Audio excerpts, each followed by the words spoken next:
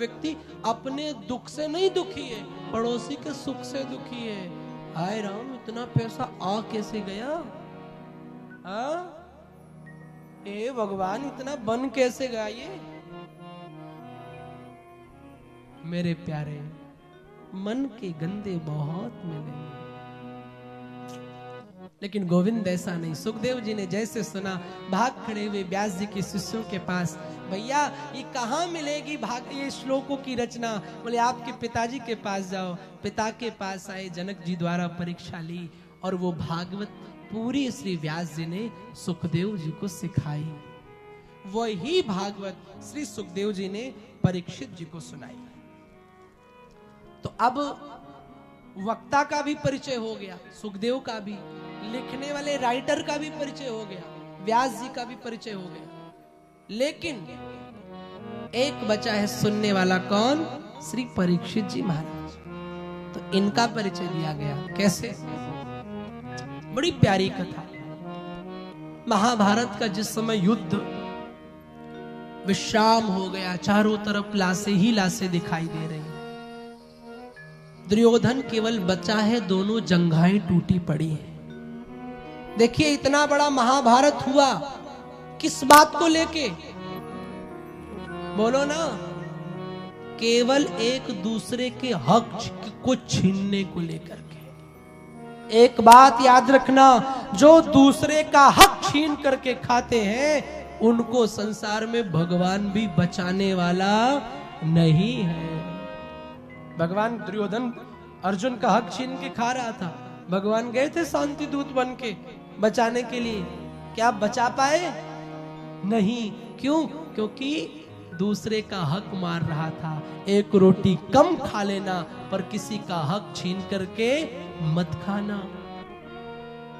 कभी कभी बहुत मन दुखी होता है कि आजकल न्यूज पढ़ता हूं कि भाई ने संपत्ति के लिए भाई को मार डाला। मां ने क्या सोच करके पैदा किया था एक भाई को कि एक दूसरे का सहारा बनेंगे। एक कोख से इसीलिए तो दो बेटे चाहे थे।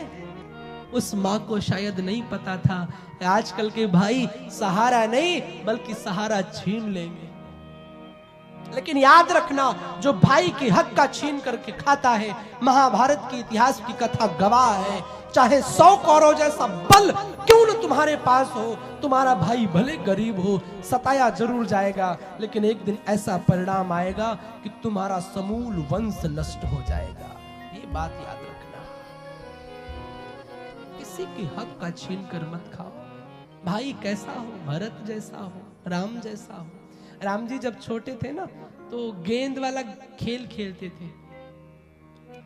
तो गेंद वाला खेल खेलते तो जानबूझकर रोज राम जी हार जाते भरत जी से। तो रोज हार जाते।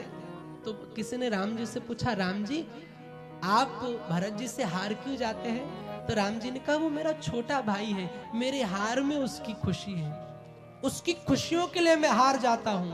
जो भाई के लिए हारा हो वही एक दिन पूजा जाता है समाज में, उसी को लोग राम बनकर के पूजा करते हैं। पर आजकल के घरों में मैं देखता हूं, महाभारत युद्ध बाहर नहीं है, घर के अंदर भाई भाई में मचा है। किस लिए? थोड़ी सी प्रॉपर्टी के पीछे। खेत में एक मेड़ है, मेड़ को काट रहा है छोटा भाई, मेरा खेत ज्यादा हो जाए, और उसको छाट रहा है मेरा ज्यादा हो जाए। यही तो है। ऐसे अनमोल रिश्ते को बदनाम मत करो, ऐसे अनमोल रिश्ते को बर्बाद मत करो।